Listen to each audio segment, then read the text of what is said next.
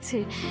আজকে শাওনের বিয়ে হয়ে যাচ্ছে, আর তোমারও এই বাড়িতে বউ হয়ে আসার স্বপ্ন পূরণ হচ্ছে, তাই না? শুভ কিন্তু নিজের মুখে বলেছে ও তোমাকে বিয়ে করতে চায়। সেই জন্যই তো আমি সব থেকে বেশি খুশি হয়েছি দিদি। আমি সবসময় চেয়েছিলাম যে আমি আর শুভ দুজনেই যেন স্বেচ্ছায় দুজন দুজনকে 7 জন্মের মতো পাই, 7 জন্মের মতো যেন দুজন দুজনের হাত ধরে থাকতে পারি।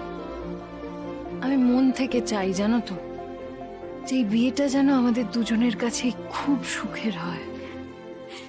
নিশ্চয়ই হবে শ্রীপর্ণা। এই যে আমার ছোট্ট বোন যাকে ভালোবেসেছে তার সঙ্গে সারা জীবন খুব খুশি থাকবে, আর তুমিও দেখো শুভর সাথে খুব সুখী হবে। বিয়ের পর আমি যে আনন্দ সৌভাগ্য পাইনি, আমার কপালে জোটেনি, কিন্তু আমি ঠাকুরের কাছে চাই যে তোমাদের সেই আনন্দ যেন দেন উনি, তোমরা সব আনন্দ পাও।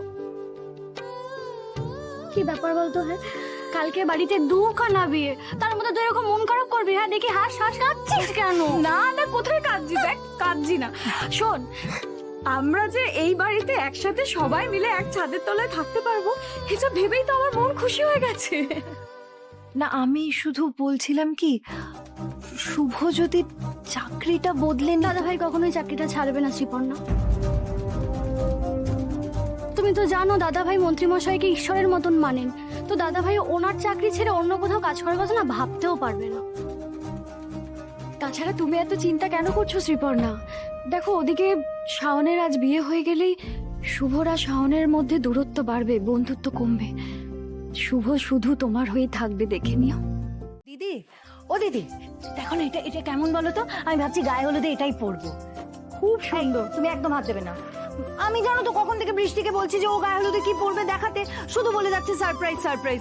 ও দিদি, তুমি একটু বলো না, একটু দেখাতে বলো না। না না, এটা সারপ্রাইজই থাক। শুভ বৃষ্টির জন্য খুব সুন্দর একটা শাড়ি নিয়ে এসেছে, সেটাও পরে কালকে গায়ে হলুদে বসবে, তখনই দেখে নেবে তোমার বরের পছন্দ কত ভালো। বলে বলে এই আমাকে এক গ্লাস ঠান্ডা জল দাও তো। উফ, বাইরে যা গরম না। জামাইবাবু বলছি, তুমি একা আসলে কেন গো? মা, দাদা ভাই, বাবা সবাই কোথায়? তোমার দাদা ভাই আর বাবা এই শাওন ম্যাডামের বিয়ের আয়োজন কেমন হয়েছে সেটা দেখতে ব্যস্ত। মা, শাশুড়ি মা শাওন ম্যাডামের সাথে গল্প করতে ব্যস্ত। আমি ওই ফাঁকে টুক করে খেয়ে চলে এলাম, যা ঘুম পাচ্ছিল না। শোনো না, বলছি শাওনের বিয়ের আয়োজন কেমন হচ্ছে গো? নিশ্চয়ই খুব ধুমধাম করে হচ্ছে। আয়োজন আয়োজন দেখলে তোমার চোখ ধাঁধিয়ে যাবে। উফ, ভাগ্যিস শুভ দৌলতে ওই বাড়িতে ঢুকতে পারলাম। রাজবাড়ির বিয়ে কেমন হয় দেখতে পেলাম। চারিদিকে কি সুন্দর সুন্দর খাওয়ার গন্ধ, সবাই কত দামি দামি জামা কাপড় পরে ঘুরছে, কি আনন্দ হচ্ছে। আমাদের এখানেও আনন্দ হবে, আমাদের বিয়েও ধুমধাম করে হবে, বুঝলে? তোর আমি কত ভাবলাম শাওনের বিয়েতে কত মজা করব, কিন্তু জানো তো মা বলছে মেয়েদের নাকি বিয়ের আগে বেরোতে নেই, আমাকে রাত্রেবেলাও বেরোতে দেবে না। আমি আর শাওন এত ভালো বন্ধু, আমাদের বিয়েটা যদি এরকম পরপর না হতো না, আমি খুব মজা করতাম। না কিচ্ছু হলো না। এই বৃষ্টি, শোনো না, আমি কি বলছি, তোমার শাওন ম্যাডামের জন্য মন খারাপ করছে না? তুমি একটা কাজ করো না, ওনাকে একটা কল করে নাও। গুড, আমি বরং কল করে জিজ্ঞেস করবো কতটা এক্সাইটেড। ঠিক আছে, আমি না হয় পরে একটা সময় করে তোর সাথে দেখা করে নেবো। তুই আজ একবারও আসবি না? চেষ্টা করব, কিন্তু যদি না আসতে পারি তুই কেন মন খারাপ করছিস? মা, দাদা ভাই, বাবা সবাই তো থাকবে ওখানে। এই বৃষ্টি, বলছি শোনো না, আমাকে একটু দাও না, আমি কথা বলবো। দাও দাও দাও, আরে দাও না। হ্যালো, হ্যাঁ শাওন ম্যাডাম, হ্যাঁ আমি শ্রীপর্ণা। বিয়ের জন্য আপনাকে অনেক শুভেচ্ছা। শাওন মায়ের বিয়ে না হওয়া পর্যন্ত এই বাড়ির জোড়া বিয়ের কথা মন্ত্রী মশাইকে কিছুতেই জানানো যাবে না, এটা আমার আদেশ। শুভ ওনার বিয়ে, ওর দায়িত্ব অনেক বেশি। সর্বনাশ, বাবা তো বারবার বারণ করেছিল শাওনের বিয়ের আগে শুভর বিয়ের কথা যেন ওই বাড়িতে কেউ না জানে। শ্রীপর্ণা এখন মুখ ফসকে কিছু বলে দিলে কেলেঙ্কারি হয়ে যাবে। কেমন আছেন আপনি? ওইদিকে সব ঠিকঠাক চলছে তো? নিশ্চয়ই বিয়ের সব আয়োজন শুভ একা হাতে করছে। আসলে শুভ তো আজকাল খুব বিজি, আমাদের এদিকেও তো বিয়ে আসে। এই শ্রীপর্ণা, বলছি তোমার মা ডাকছে, শিগগিরই যাও। হ্যাঁ, দাঁড়াও দাঁড়াও, আমি একটু কথা বলে নি, তারপর যাচ্ছি। শুভ তো বৃষ্টির বিয়ের কাজ নিয়েও খুব বিজি, কিন্তু ওর বিয়ে তো কালকে।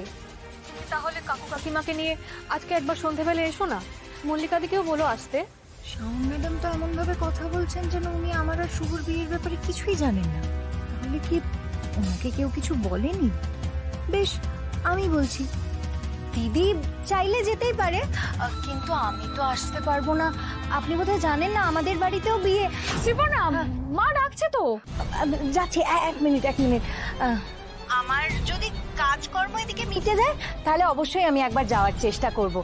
আর দেখেছেন, যেটা বলতে আপনার সাথে কথা বলতে শুরু করলাম, আপনি আর মন্দার বাবু খুব ভালো থাকুন একসাথে।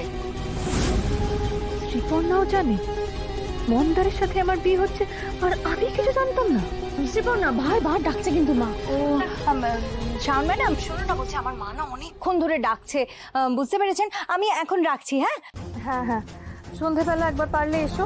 আচ্ছা ঠিক আছে, হ্যাঁ রাখছি। হ্যাঁ আসছি। হ্যাঁ।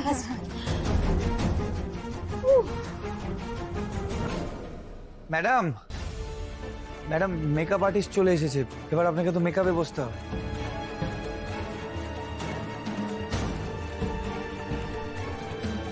কি হলো ম্যাডাম, আপনি এখনো টেনশন করছেন? কারণ আমি জানি না আমার জীবন আমাকে কোন পথে নিয়ে যাচ্ছে। মনে হচ্ছে সমুদ্রের ঢেউয়ের ধাক্কায় পার থেকে অনেক দূরে চলে যাচ্ছি। প্রাণপণ সাথে পারে আসতে চাইছি, তবু ভেসে যাচ্ছি।